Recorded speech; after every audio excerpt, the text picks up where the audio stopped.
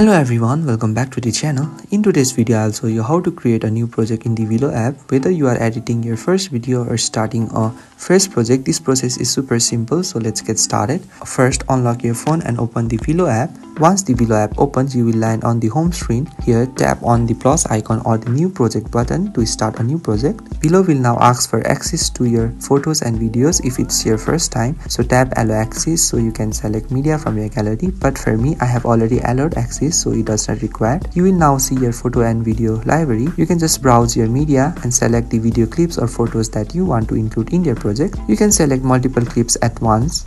After selecting your media, tap arrow icon at your bottom right corner. Now VLLO may ask you to choose a video ratio like 6:9 for YouTube, 9:6 for Reels or Short, or 1:1 for Instagram post. Please select the ratio that matches where you plan to share your video. Once you select the ratio, tap create project and the VLLO will automatically create a new project and you will be taken to the editing screen.